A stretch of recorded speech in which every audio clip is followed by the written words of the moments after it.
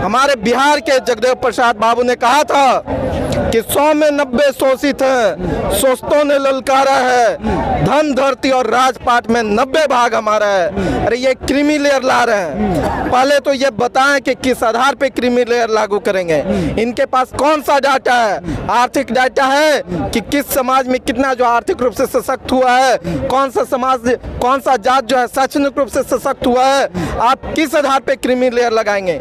ये भैया creamy layer जो है ना, दलितों को, अनुसूचित जाति, अनुसूचित जनजातियों को बांटने का एक षड्यंत्र है, जो सुप्रीम कोर्ट के मुखौटा लगाकर ये सरकार और सरकार के पीछे का जो हाथ आरएसएस का है, ये उसका चाल है। इस बात को इस देश का दलित समाज, बहुजन समाज समझ चुका है। आज आज़ादी के लगभग 75 वर्ष हो गए।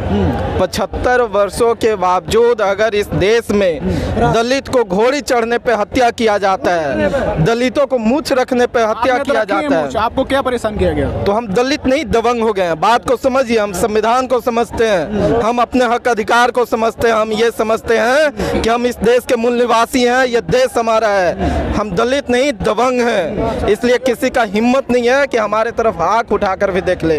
लेकिन हम इस बात को भी मानते हैं कि सदियों से जिस समाज को शिक्षा से वंचित किया गया, सदियों से जिस समाज को आर्थिक रूप से वंचित किया गया, सदियों से जिस समाज को सामाजिक रूप से बहिष्कृत किया गया, समाज में बैठने की आज़ादी नहीं थी, उस समाज में अभी ये परिवर्तन नहीं आया है जैसे हम में आया है। निस्संदेह जिस दिन परिवर्तन आ जाएगी, उस दिन इस देश में संविधान पूर्ण रूप से लागू होगा, सभी के लिए न्याय बराबर होंगे, सभी के इस देश में साधन और संसाधन पे बराबरी का अधिकार होगा।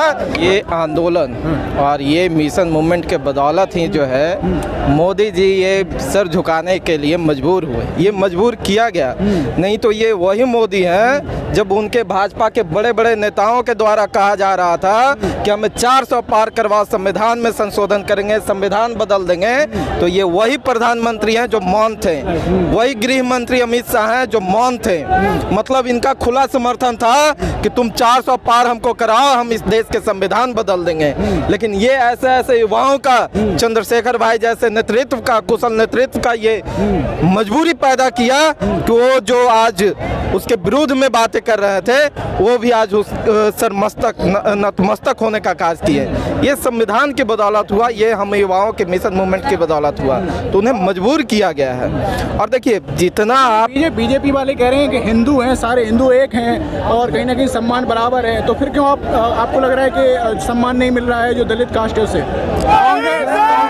कांग्रेस और राहुल गांधी कहीं ना कहीं इस बात की चुनाव में मुद्दा बनाया उन्होंने, जातिगत जनगणना, और अभी भी वो विदेश में कह रहे हैं कि हम जातिगत जनगणना करा के रहेंगे। तो आप लोग कांग्रेस को क्यों? आप ये बताइए, इस देश में सबसे ज्यादा सत्ता और शासन में कौन रहा? इस देश में सबसे ज्यादा सत्ता और शासन में कांग्रेस रही, तो कांग्रेस ने ये जाति गणना करवाकर उसके आधार पे सभी को बराबरी का अधिकार क्यों नहीं दिया? अरे ये सब ढोंगी हैं। और भाजपा तो कम से कम हमें बताया कि देखो हमने तुम्हारे अधिकार को छीना, तुम्हारे मान सम्मान को डेली कुचल रहे हैं। ये भाजपा बता रही थी, बता रही है। ये कांग्रेस तो वो है जो छुपे छुपे हमारे पीठ पे वार कर रही थी। अगर वो वास्तव में काम कर रही होती, इस देश के बहुजन के लोगों के लिए चिंतित होती, तो 70 वर्ष में रिजर्वेशन का भी आवश्यकता नहीं होता। 70 वर्षों के बाद दलितों को ऐसे जानवरों की तरह मारा नहीं जाता, हमारे माँ बहन बेटियों की तरफ उल्टा आंख उठाकर नहीं देखा गया होता। ये कांग्रेस का ही तो देन है सर कि आज हम सड़क पे हैं, आज हमारे लोग सम्मान के लिए जो है संघर्ष कर रहा है। बीजेपी इतनी बड़ी पार्टी, अगर कांग्रेस के साथ मिलकर नहीं चुनाव लड़ा जाएगा, अगर आप उनके साथ नहीं आएंगे तो कैसे प्रेशर बनाएंगे बीजेपी पे? लोकतंत्र में लोक से बड़ा कोई शक्ति नहीं होता है, और लोग जो है आज जागरूक हो रहे हैं, और लोगों की जनसंख्या जो है बहुजन समाज की है। एक दिन निस्संदेह आजाद समाज पार्टी के नेतृत्व में इस देश का प्रधानमंत्री स्थापित होगा, इस देश का सत्ता और शासन बहुजनों के हाथ में होगा। कांग्रेस की बात आपने इतना विरोध किया, जबकि जो चंद्रशेखर जी हैं वो कहीं ना कहीं वो कह रहे थे इस बार उन्होंने कई सारे ऐसे कैंडिडेट कांग्रेस के खिलाफ या समाजवादी पार्टी के खिलाफ नहीं उतारे, जिसकी वजह से कहीं ना कहीं वो पार्टी आगे जीती है। हम चिंतित हैं, हम इस देश के भविष्य के लिए चिंतित थे।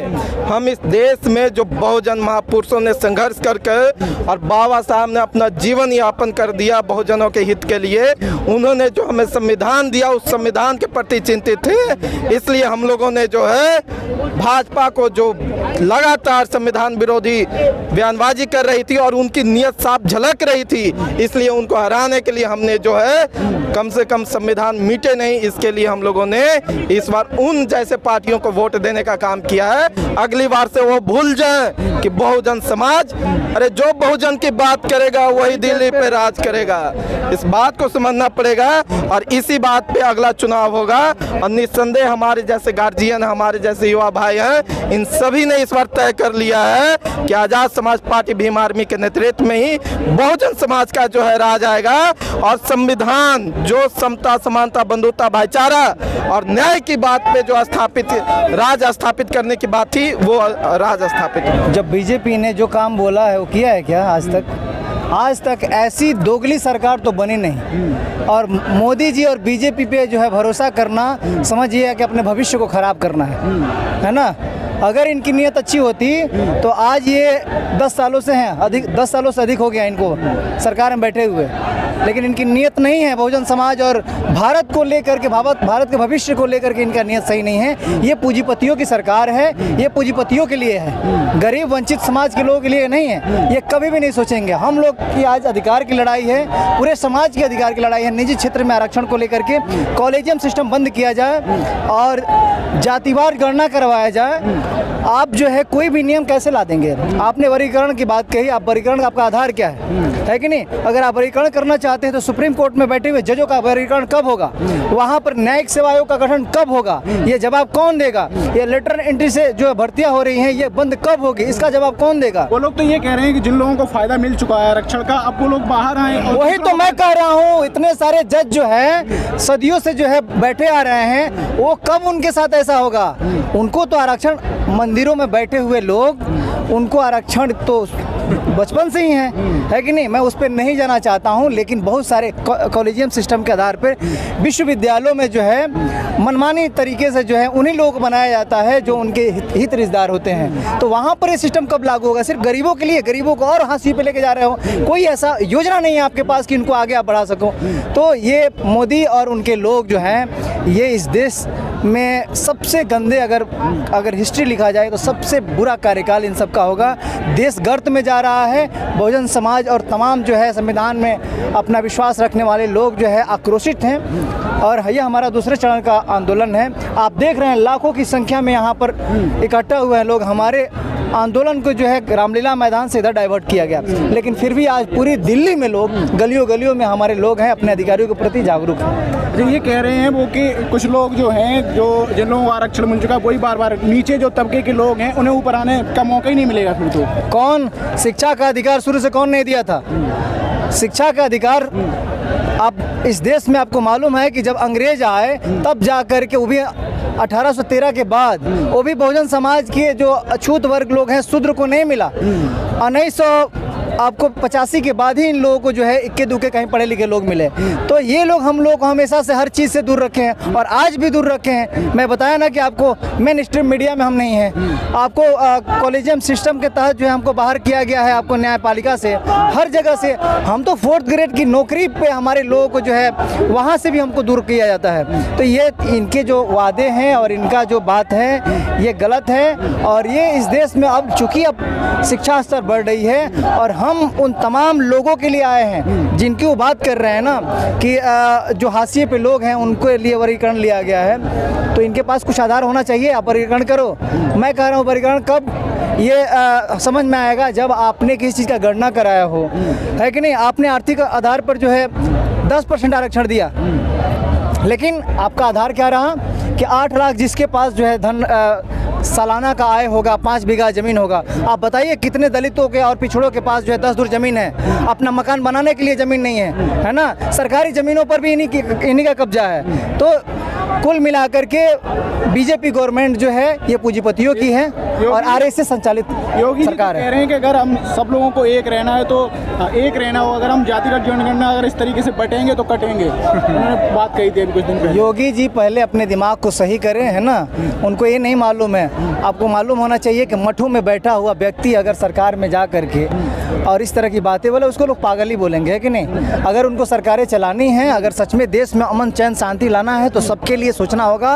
और लिखित रूप से मैं बोल रहा हूँ कि आरक्षण ऐसे थोड़ा मानसिक रूप से जो लोग बीमार है ना उनके लिए है। उनके अब जो जिनके अंदर आप देखिएगा जातिवाद कहाँ होता है, ये फलाने हैं जा रहे हैं खूब इज्जत सामान देगा, मालूम चलेगा इसका टाइटल ये है, वहाँ से उसका लैंग्वेज चेंज हो जाएगा, ठीक है ना। तो छुआछूत और अनटचेबिलिटी के आधार पर जो हमें आरक्षण मिला था और आरक्षण आज तो हमारी संख्या और भी बड़ी है तो हमारे आरक्षण को बढ़ाना चाहिए, है ना। इसीलिए हम लोग भी EWS के आधार पर उन तमाम वंचित लोगों के लिए 10% आरक्षण हम लोग चाहते हैं। आप लोग कैसे होंगे, खुद आप आपस में बटे हुए हैं, मायावती बिल्कुल नहीं, मायावती के सपोर्टर लोग, कुछ नहीं, सब हमारे लोग हैं, सब हमारे लोग हैं। किसी की हिम्मत हो कि उंगली उठा करके दिखा दे सपोर्ट नहीं करती है चंद्रशेखर। अरे ऐसा कुछ नहीं है भाई, ये मीडिया वाले लोग कहते हैं ऐसे, है कि नहीं। हम कहीं से बटे हुए नहीं हैं, वो हमारे आदर्श हैं, वो हमारे महापुरुष हैं। और आज एक भी शब्द कहीं दिखा दीजिए कि अम्बेडकरवादियों ने अपने लोगों के विरोध में कभी बात क्यों बोली। नहीं मायावती ने अपनी पार्टी में चंद्रशेखर जी को लिया और उन्हें टिकट वो अलग मसला है भाई। लेकिन क्या हम पार्टी में शामिल नहीं हुए और सारी चीज़ों की वजह से हम अपने